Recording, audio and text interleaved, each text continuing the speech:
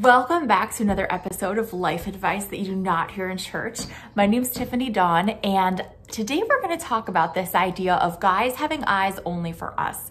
This was something I felt a lot in church, and I don't know how much of it was like a Hollywood romanticized idea versus like a church romanticized idea, or if it was just me.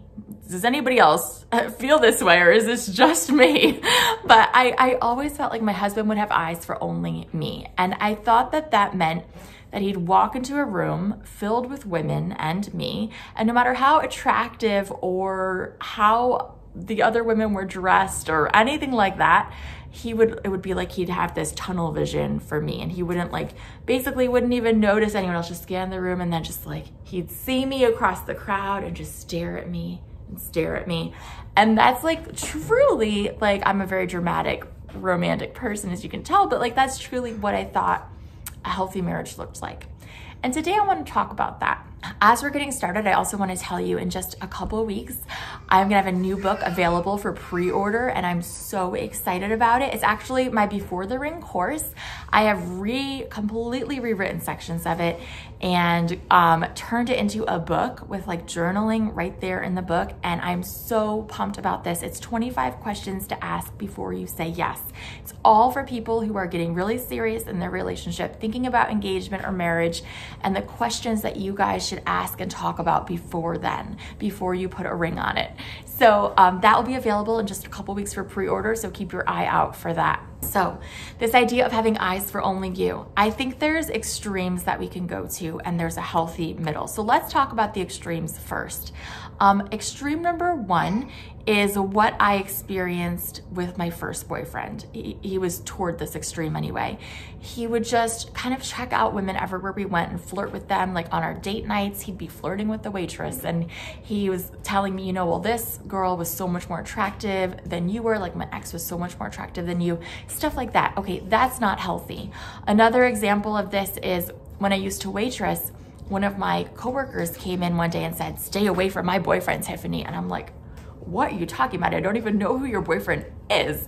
And she was like, "We were in the car and you walked in and he was commenting about how hot you were and all this." And I was like, that is just disturbing. That's just wrong on so many levels. And if that's happening, we need to take that as a huge red flag. So that's one extreme, where your boyfriend is flirting with other women. Here's the other extreme, where your boyfriend just feels so awkward around women and doesn't know how to interact because he's afraid that if he notices or talks to them, he's gonna be lusting, or you're gonna think he doesn't love you or whatever. And I've been on both sides of this, actually. I remember experiencing this when I was at dinner with a friend and her husband, and they were sitting on one side of the table. I was opposite them.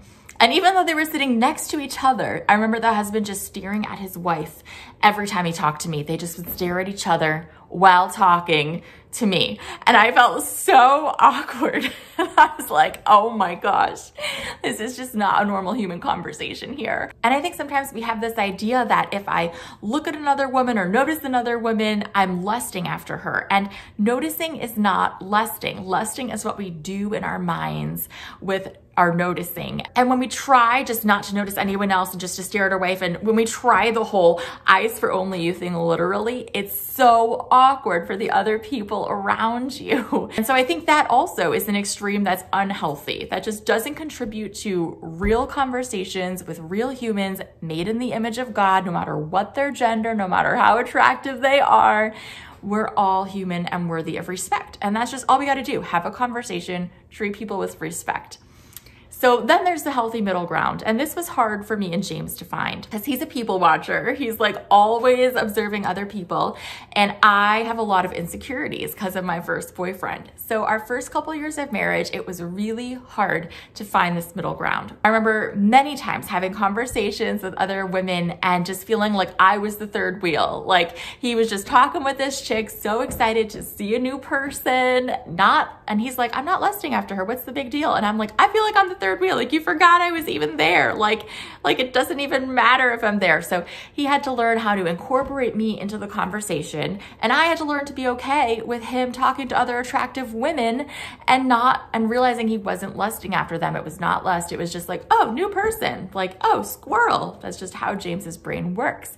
And so just finding that middle ground of like, we can be in that conversation together without being the awkward couple who's staring at each other the whole time they're talking to the other person. I remember talking with an older, wiser couple who were my mentors. They were also pastors, and they said, Tiffany, like, it's okay to notice if somebody's attractive. Like they said, well, if there's a beautiful woman who walks in, like, we'll just be like, wow, she's so beautiful. And we'll just like say that to each other and just acknowledge it and be like, how cool that like, that's one of the attributes she has.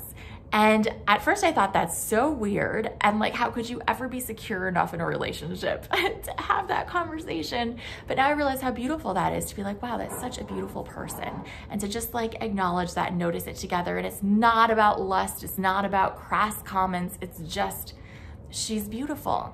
So I think this idea of like eyes for only me kind of needs to go. And instead to say, let's treat people with respect as humans. Let's interact with people of both sexes because we can. We're all made in the image of God, and help our significant other feel loved, but also work through our own insecurities. So what do you think about this idea? I want to hear in the comments. I love you guys. Bye.